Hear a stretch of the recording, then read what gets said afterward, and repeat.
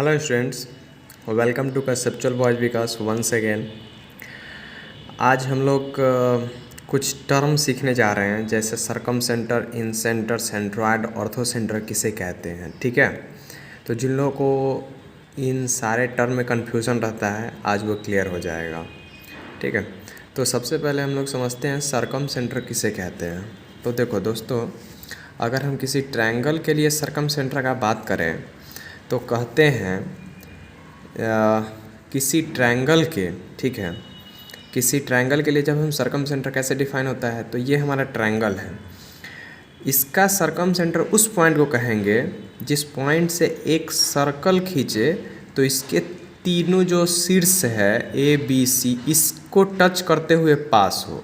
ठीक है, एक ऐसा सेंटर जिससे हम अगर तीनों इससे मतलब एक ऐसा सर्कल खींचेंगे ताकि इस तीनों शीर्ष से पास हो, तो इस वृत्त के केंद्र को, है ना, इस सर्कल के केंद्र को ही हम लोग सरकम सेंटर कहेंगे। ठीक है, दूसरा है हमारा इनसेंट, इसको हिंदी में हम लोग परिकेंद्र भी कहते हैं। ठीक है, परिकेंद्र।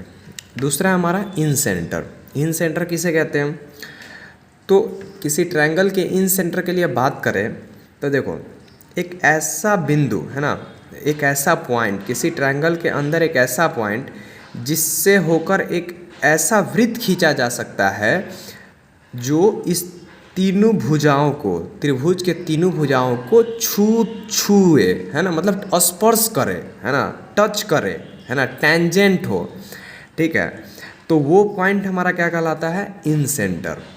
ठीक है, कि वह पॉइंट जिससे हम एक ऐसा हम लोग सर्कल खींच सकते हैं, वृत्त खींच सकते हैं जो इस तीनों भुजा को टच करे, है ना, स्पर्श करे, तो वो बिंदु हमारा क्या कहलाता है? इन सेंटर। इसका फार्मूला भी हमने यहाँ पे लिख दिया है कि मान लेते हैं इस भुजा का कोऑर्डिनेट x1 y1 है, इसका x2 y2 है और इसका x3 y3 है। तो इसका सरकम सेंटर ओ एक्स कमा वाई कैसे निकालेंगे? तो इस फार्मूले से निकालेंगे, ax1 plus bx2 plus cx3 upon a plus b plus c। तो इसमें x1 x2 क्या है, ये सब इसका कोऑर्डिनेट का जो x1 x2 3 है, और ये a b c क्या है ये हमें समझना पड़ेगा।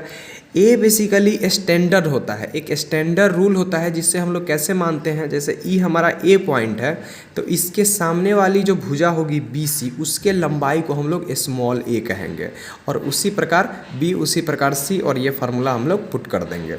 ठीक है, इसके बाद हमारा आता है सेंट्रॉयड, जिसको हिंदी में हम लोग केंद्रक कहते हैं। ठीक है, अच्छा, इसको हिंदी में अंतः केंद्र कहते हैं। ठीक है, ये हमारा होता है सेंट्रॉयड यानी केंद्रक। ठीक है, तो सेंट्रॉयड क्या होता है? देखो, ये हमारा कोई ट्रायंगल है, प्रत्येक ट्रायंगल, इधर ट्रायंगल, इसके 3 शीर्ष है, तीनों शीर्ष से उसके सामने वाले भुजा के मध्य बिंदु को जब हम मिलाते हैं तो देखो, जैसे ये हमारा एक जैसे शीर्ष हुआ, तो इसके देखो, इसको तो ऐसे भी हम लोग परिभाषित कर सकते हैं कि माध्यिकाओं के कटान बिंदु को, the intersection point of median is called centroid, मतलब माध्यिकाओं के कटान बिंदु को हम लोग केंद्रक कहते हैं। तो माध्यिका या मेडियन किसे कहते हैं? तो किसी भी शीर्ष से जब उसके सामने वाले भुजा के मध्य बिंदु को मिलाते हैं तो वो हमारा मेडियन होता है। तो देखो, इसमें हमारा मेडियन क्या है, इसको हम लोग डी कह ले, इसको ई कह ले, इसको एफ कह ले, तो ये हमारा ए डी मेडियन हो गया, बी ई मेडियन हो गया और सी एफ मेडियन हो गया। इसके जो इंटरसेक्शन पॉइंट है ओ, इसी को हम लोग सेंट्रॉयड या केंद्रक कहते हैं। इसको निकालते कैसे हैं?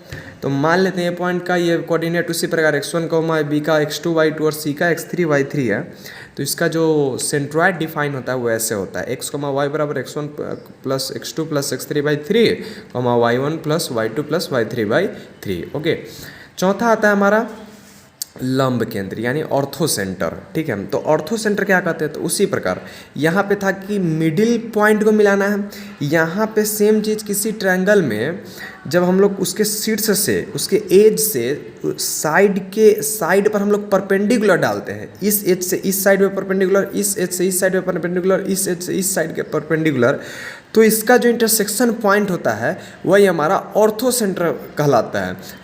नाम से भी स्पष्ट है, ऑर्थो मतलब ऑर्थोगोनल, ठीक है, परपेंडिकुलर, उसका centre.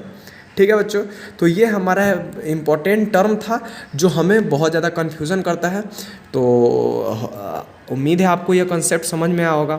Thank you so much and मेरे से जुड़ने के लिए चैनल को सब्सक्राइब जरूर कर लीजिएगा और लाइक और कमेंट करके अपना प्यार जरूर दीजिएगा। Thank you so much.